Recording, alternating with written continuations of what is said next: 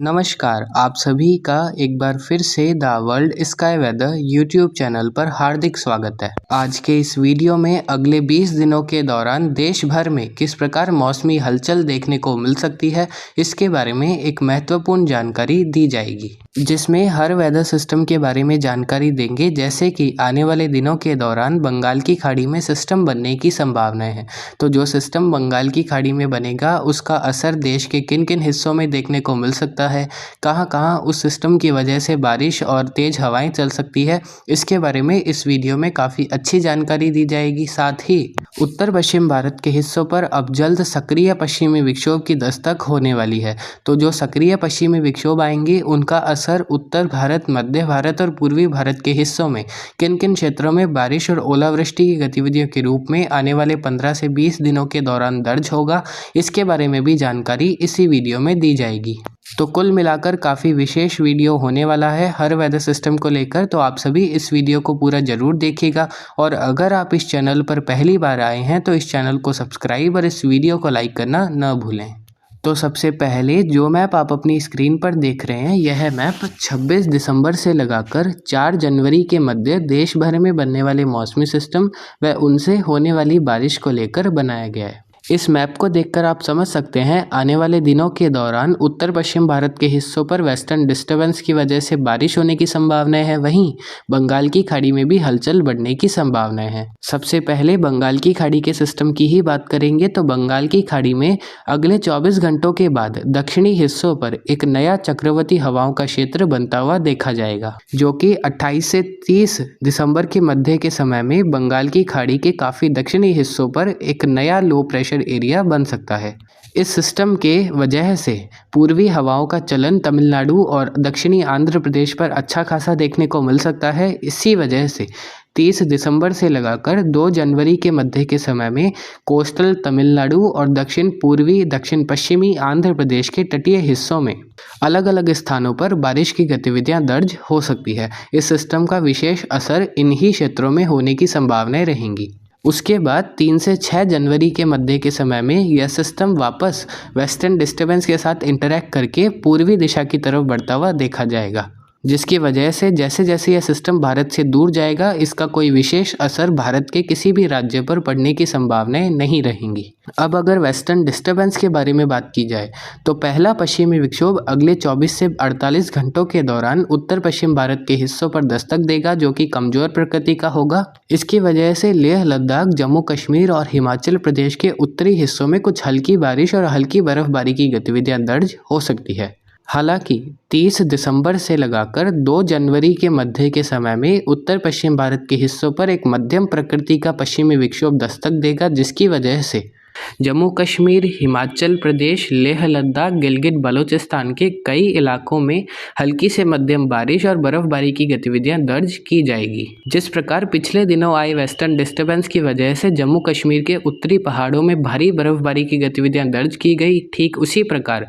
30 दिसंबर से 2 जनवरी के मध्य जम्मू कश्मीर के उत्तरी मध्य हिस्सों में मध्यम से भारी बर्फबारी और मध्यम से भारी बारिश होने की संभावनाएं हैं। वहीं हिमाचल प्रदेश और उत्तराखंड के भी उत्तरी भागों में अच्छी बर्फबारी हो सकती है और दोनों ही राज्यों के निचले इलाकों में हल्की बारिश और हल्की बर्फबारी होने की संभावनाएं बन सकती है, जिसमें भी विशेष रूप से हिमाचल प्रदेश में ही इस वेस्टर्न डिस्टर्बेंस का असर होने की संभावनाएं रहेंगी। यानी कि उत्तराखंड में ज़्यादा असर होने की संभावनाएं इस पश्चिमी विक्षोभ की वजह से भी दिखाई नहीं दे रही है। वहीं उत्तर भारत के मैदानी हिस्सों में भी बादलों की आवाजाही अगले 24 घंटों के दौरान से ही बढ़ती हुई देखी जाएगी। हालांकि 30 दिसंबर से 2 जनवरी के मध्य उत्तर पश्चिम भारत के मैदानी हिस्सों में घने बादलों की आवाजाही बढ़ेगी और पंजाब, हरियाणा, उत्तरी राजस्थान, दिल्ली और पश्चिमी उत्तर प्रदेश के कुछ इलाकों में हल्की बारिश की संभावनाएं बन रही है। अगर उम्मीद अनुसार मेघ गर्जन के बादलों का निर्माण पाकिस्तान व उससे सटे जम्मू कश्मीर पर होता है, तो पंजाब के उत्तरी हिस्सों में कुछ स्थानों पर तेज बारिश की गतिविधियां भी दर्ज हो सकती है, विशेष रूप से 31 दिसंबर और 1 जनवरी को। यानी कि न्यू ईयर के आसपास उत्तर भारत के मैदानी हिस्सों में भी कुछ स्थानों पर बारिश की गतिविधियां दर्ज होने के लिए परिस्थिति अनुकूल बन सकती है, लेकिन विशेष रूप से जम्मू कश्मीर और हिमाचल प्रदेश के हिस्सों में इस वेस्टर्न डिस्टर्बेंस का न्यू ईयर पर अच्छा खासा असर बर्फबारी के रूप में देखने को मिल सकता है। तो आप सभी जम्मू कश्मीर का रुख करिए अगर आपको बर्फ़बारी का आनंद उठाना है न्यू ईयर पर। वहीं इसके बाद एक अन्य सक्रिय पश्चिमी विक्षोभ उत्तर पश्चिम भारत के हिस्सों पर 5 से 9 जनवरी के मध्य के समय में दस्तक दे सकता है, जिसकी वजह से ईसीएम मॉडल के अनुसार दी जा रही इंडिकेशंस के अनुसार राजस्थान, मध्य प्रदेश, उत्तर प्रदेश, पंजाब, हरियाणा, दिल्ली के कई इलाकों में तेज मेघ गर्जन के साथ बारिश होने की संभावनाएं बन रही है। इसके बारे में आपको अगले मैप में जानकारी दी जाएगी। इससे पहले पूर्वी भारत और उत्तर पूर्वी भारत के हिस्सों की बात करें तो उत्तर पूर्वी भारत में भी 30 दिसंबर से 2 जनवरी के मध्य के समय में अरुणाचल प्रदेश और असम समेत मेघालय के उत्तरी हिस्सों में हल्की मध्यम बारिश होने की संभावनाएं कुछ स्थानों पर बन रही है। वहीं पूर्वी भारत के हिस्सों में कोई विशेष रूप से अगले 10 दिनों के दौरान बारिश होने की संभावना नहीं है। इसीलिए पूर्वी भारत के बिहार, झारखंड, छत्तीसगढ़, ओडिशा और पश्चिम बंगाल में घने कोहरे की परिस्थिति छाई रहेगी। अलग अलग इलाकों में अगले 10 दिनों के दौरान घना कोहरा देखने को मिलेगा। वहीं अधिकतम तापमान यहाँ ज़्यादातर भागों में सामान्य रहने की संभावना है और न्यूनतम तापमान सामान्य से कम रहने की संभावना है। पांचों ही राज्यों के अधिकांश भागों में अगले 10 दिनों के दौरान न्यूनतम तापमान 7 से 14 डिग्री सेल्सियस के बीच दर्ज होंगे, जो कि सामान्य से कम है। और बिहार, झारखंड और उड़ीसा के कुछ इलाकों में न्यूनतम तापमान 7 डिग्री सेल्सियस से भी कम दर्ज हो सकते हैं।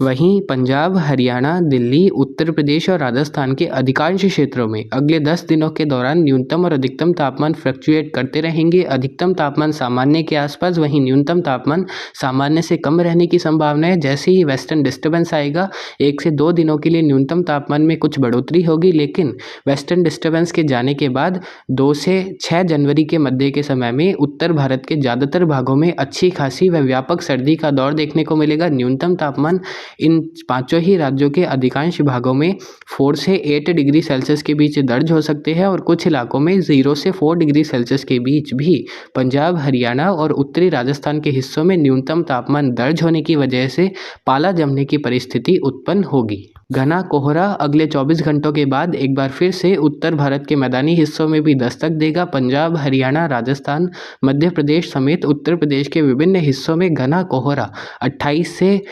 दिसंबर से लगाकर 3 जनवरी के मध्य कई इलाकों को प्रभावित करता रहेगा। वहीं दक्षिण भारत के बारे में तो स्टार्टिंग में ही बता दिया था। 30 दिसंबर से 2 जनवरी के मध्य तमिलनाडु और आंध्र प्रदेश के तटीय हिस्सों में कुछ स्थानों पर बारिश हो सकती है। शेष भागों में कोई विशेष रूप से बारिश होने की संभावना नहीं है। इसकी वजह से यहाँ भी सर्दी का दौर धीरे धीरे बढ़ता हुआ देखा जाएगा और जनवरी के प्रथम सप्ताह में दक्षिण भारत के कर्नाटक, आंध्र प्रदेश के उत्तरी हिस्से, तेलंगाना में अच्छी खासी सर्दी व न्यूनतम तापमान सामान्य से कम दर्ज हो सकते हैं। अब आप अपनी स्क्रीन पर जो मैप देख रहे हैं, यह मैप 5 जनवरी से लगाकर 14 जनवरी के मध्य देश भर में बनने वाले मौसमी सिस्टम व उनसे होने वाली बारिश को लेकर बनाया गया है। इस मैप को देखकर भी आप समझ सकते हैं उत्तर भारत, मध्य भारत, पूर्वी भारत और उत्तर पूर्वी भारत में इस समय अवधि के दौरान बारिश होने के लिए परिस्थिति अनुकूल बनती हुई दिखाई दे रही है। जिस प्रकार आपको पिछले मैप के द्वारा जानकारी दी गई थी कि 5 से 9 जनवरी के मध्य के समय में उत्तर पश्चिम भारत के हिस्सों पर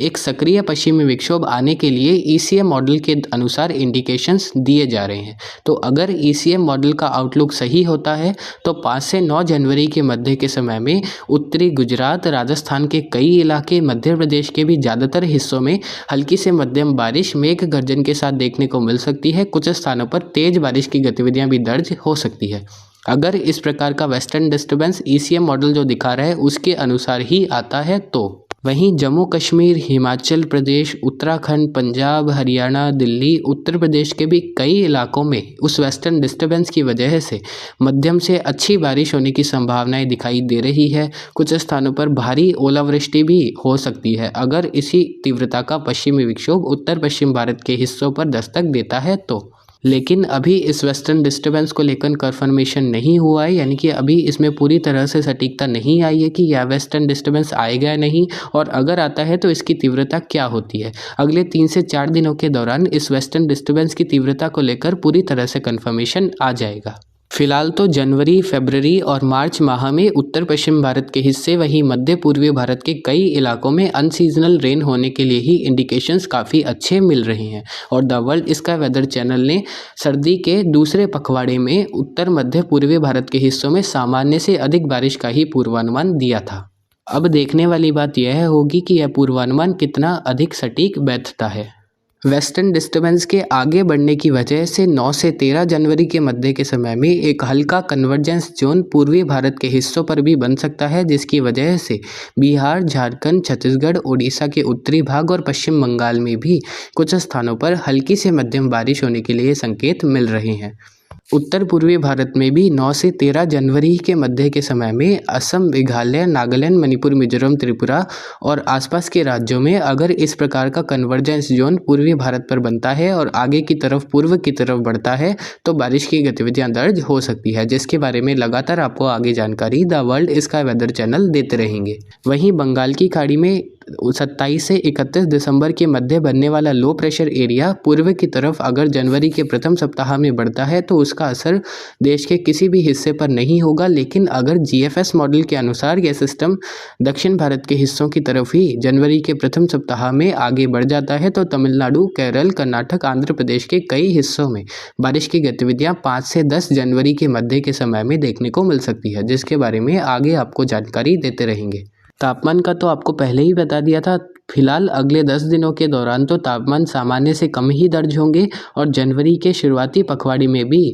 उत्तर मध्य पूर्वी भारत और दक्षिण भारत के ज़्यादातर भागों में तापमान सामान्य के आसपास रहने की संभावना है। उत्तर पश्चिम भारत के हिस्से, मध्य भारत के हिस्सों में न्यूनतम तापमान सामान्य से काफ़ी कम रहेंगे और पाले की परिस्थिति भी जनवरी के प्रथम पखवाड़े में उत्तर मध्य भारत के कई इलाकों को प्रभावित कर सकती है, जिस प्रकार पिछले 2 दिनों के दौरान भी कुछ स्थानों पर पाले की परिस्थिति दर्ज हो रही है। गुजरात और महाराष्ट्र की बात की जाए तो गुजरात और महाराष्ट्र के ज़्यादातर भागों में अगले 10 दिनों के दौरान तापमान सामान्य रहने की संभावना है। अधिकतम तापमान दोनों ही राज्यों में लगभग 25 से 32 डिग्री सेल्सियस के बीच दर्ज हो सकते हैं। वहीं न्यूनतम तापमान गुजरात के उत्तरी मध्य हिस्सों में 8 से 14 डिग्री सेल्सियस के बीच और दक्षिणी भागों में 10 से 15 डिग्री सेल्सियस के बीच दर्ज हो सकते हैं। महाराष्ट्र के उत्तर पूर्वी उत्तरी हिस्सों में न्यूनतम तापमान 6 से 12 डिग्री सेल्सियस के बीच और दक्षिणी हिस्सों में 12 से 16 डिग्री सेल्सियस के बीच न्यूनतम तापमान दर्ज होने की संभावनाएं अगले 15 से 20 दिनों के दौरान ऑन एन एवरेज रहेगी। मुंबई में न्यूनतम तापमान लगभग 16 से 22 डिग्री सेल्सियस के बीच वैरी करता रहेगा अगले 20 दिनों के दौरान। वहीं एक नया सिस्टम बंगाल की खाड़ी में 8 से 12 जनवरी के मध्य के समय में एक चक्रवाती हवाओं के क्षेत्र के रूप में उभर सकता है और अगर उस दौरान उम्मीद अनुसार रूसबी वेव का सपोर्ट मिल जाता है इस सिस्टम को, तो इस सिस्टम के थोड़े से अधिक इंटेंसिफाई होने की भी संभावनाएं बन सकती है, जिसके बारे में आगे ही जानकारी दे पाएंगे क्योंकि अभी काफ़ी लॉन्ग रेंज फोरकास्ट है और इसमें चेंजेस भी होने की संभावनाएं रहेंगी। तो कुल मिलाकर आने वाले 20 दिन काफ़ी महत्वपूर्ण रहेंगे देश के कई हिस्सों में बारिश की गतिविधियों को लेकर। तो अब एक छोटी सी समरी वीडियो के लास्ट में दे देते हैं, तो जिस प्रकार आप अपनी स्क्रीन पर देख सकते हैं। फर्स्ट पॉइंट है, a new low pressure area will form in bay of Bengal between 27 December to 31 December. 27 से 31 दिसंबर के मध्य बंगाल की खाड़ी के दक्षिणी हिस्सों पर एक नया लो प्रेशर एरिया बन सकता है। A moderately strong western disturbance will impact parts of north west India between 30 December to 2 January. 30 दिसंबर से 2 जनवरी के मध्य उत्तर पश्चिम भारत के हिस्सों पर एक मध्यम प्रभावी पश्चिमी विक्षोभ की वजह से